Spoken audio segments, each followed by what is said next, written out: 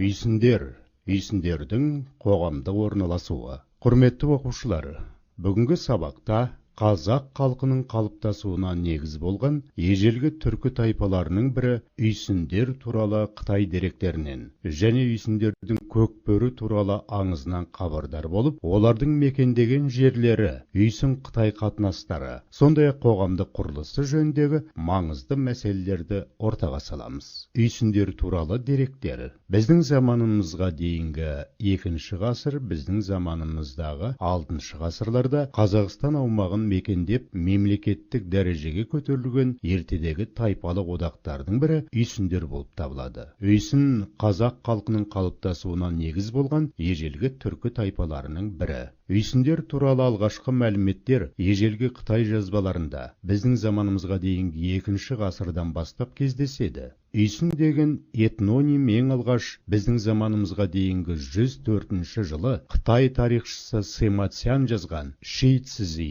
тарихи жазбалар атты көп томдық шығармаларда кездеседі. Үйсіндердің көкбөрі туралы аңызында бір күні үйсіндерге көрші тайпа шабуыл жасап, қолбасшылары Нанди биді өлтіріп, оның жас сәбиі ел жауды тірідей шөп арасына тастап кетеді. Күтушісі Бөже Оңқа жаялыққа оралған сәбиді қалың шөптің арасына жасырып, балаға тамақ іздеп кетеді. Қайтып келсе, баланы бір көкбөрінің емізіп тұрғанын көреді. Олардың үстінде тұмсығына ет тістеп, бір құс қалықтап тұрған. Құс баланың басын айнала ұшып тұрып алады. Балаға Құдайдың жар болғандығын түсінген күтуші сәбиді құдіретті бала деп атап, оны көтеріп ғұндардың билеушісін алып барады. Патша баланы жақсы күтіп тәрбиелейді, ал ол өскен кезде үйсіндерге билеуші етіп тағайындайды. Сол бала көрші тайпаларды талқандап жеңіп, үйсін мемлекетін құрды делінген.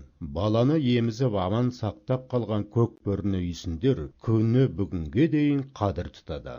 Антропологиялық жағынан үйсіндердің бет пішінінде европоидтық және монголоидтық белгілер бірдей байқалады. Үйсіндердің мекені және сыртқы байланыстар. Үйсін мемлекетінің негізгі аумағы Қазақстанның Жетісу өлкесі, Шу, Талас өңірі, Ыстықкөл және Қытайдың Іле аймағы болды. Шекаралары батысында Шу мен Талас өзені, шығысында Тянь-Шанның шығыс бөлігі, солтүстігінде Балқаш көліне, оңтүстігінде Ыстықкөлге дейінгі аумақты алып жатты. Мемлекет шығыс, батыс, орталық болып 3 бөлікке бөлінген. Үйсіндер батысында қаңлылармен, шығысында ғұндармен, ал оңтүстігінде ферғанамен шектесті. Үйсіндер кезіндегі Тиграхауда сақтарының жерін мекендеген үйсін мемлекетінің астанасы Чигучен, Қызылаңғар қаласы болды. Ол Ыстықкөлдің жағасында орналасқан. Қытай деректеріндегі мәліметтерге қарағанда, үйсін еліндегі халықтың саны 630 мың,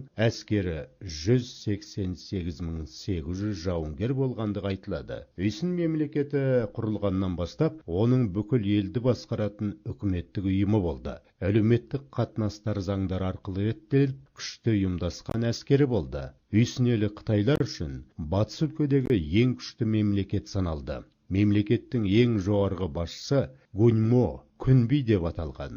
Бірқатар көрші тайпалар үйсіндердің қол астында болды. Олар жайылым, сауда жолы үшін қаңлы ғұндармен ұзақ соғысты. Ғұндардың тегеуріне төтеп беру үшін үйсіндер Қытаймен кең дипломатиялық және туыстық қатынаста болған. Ал қытайлар саяси мақсатпен үйсіндерді ғұндарға қарсы күресте пайдалануды көздеді.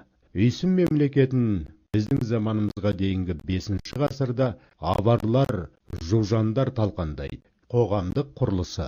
Үйсіндер мемлекеттік дәрежеде өмір сүрген тайпалар. Үйсін қоғамы біртекті болмаған. Онда байлар, жауынгерлер мен абыздар және қарапайым малшылар мен егіншілер өмір сүрді. Үйсіндер қоғамында құлдар да болған. Олар негізінен соғыс тұтқындарынан құралып, үй шаруашылығында пайдаланылды. Үйсіндерде басты байлық мал мен жер болып саналады. Ең бай адамның 4-5 мың жылқысы болған. Байлар өзінің меншік екенін білдіру үшін жылқыларына ен салып таңба басты. Біздің заманымызға дейінгі 1 ғасырда ежелгі үйсін қоғамында мүліктік және әлеуметтік теңсіздік, шұрайлы жерді, жеке меншіктің болғанның бір белгісі жеке адамдарға тиесілі мүліктің ерекше таңбаларымен белгіленуі болып табылады. Таңбалар дүние мүлікке, үй малдарына салынды. Үйсін қоғамында әскер басшылары мен жоғары лауазымды ақсүйектердің алтын мыстан жасалған мөрлері болса, лауазымы төменіректердікі тас қыштан жасалды.